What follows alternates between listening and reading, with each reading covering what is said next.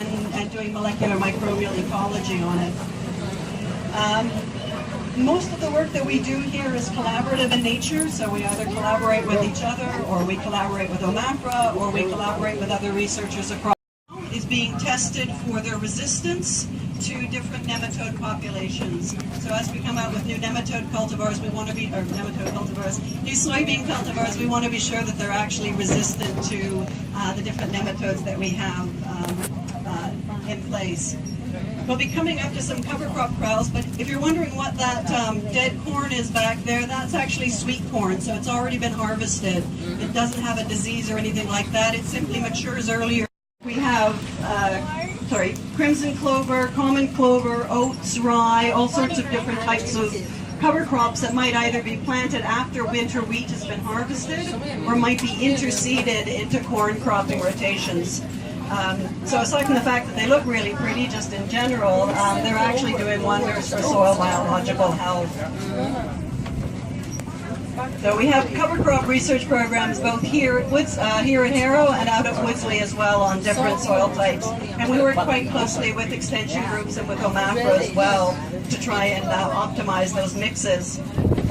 So the plots that we're passing right now are actually part of our pathology program. So you're familiar with those areas being a wonderful migration point for butterflies, but we're also a primary point that new pests move into Canada from the southern states. So we have a lot of different trials looking at actively managing different plant pests.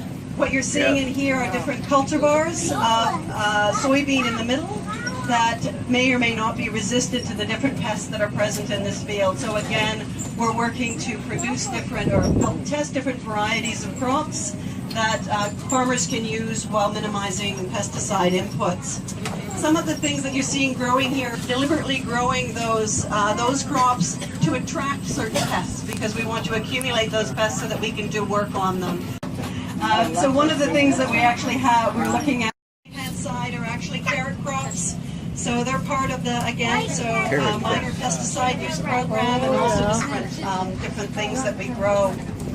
On your left are fruit trees that are part of the clonal gene bank. Conventional till plots and no-till plots, and we're removing stover anywhere from 0, so the controls, research plots. So at the back we have Chinese cabbage and peppers. So the minor pesticide use program was initiated in 2003, and we're one of only 7 locations in Canada where this type of research is done. And its main focus is to collect different data on crop tolerance and information on the amount of residues left in these when these different pesticides agricultural commodities into Canada and get them established. So Ferrero Rocher, which some of you might be familiar with from the random Christmas chocolate that you might get. So they want to develop a local hazelnut industry to supply their factories here at the factory in Brantford, Ontario. Yeah, that's the hazelnut trees. Those trees are only 4 years old, but we're looking at assessing their resistance to different pests that we have in Canada, and also obviously assessing residue impacts from different herbicides and pesticides that we have to use to reduce those pests. Oh, wow.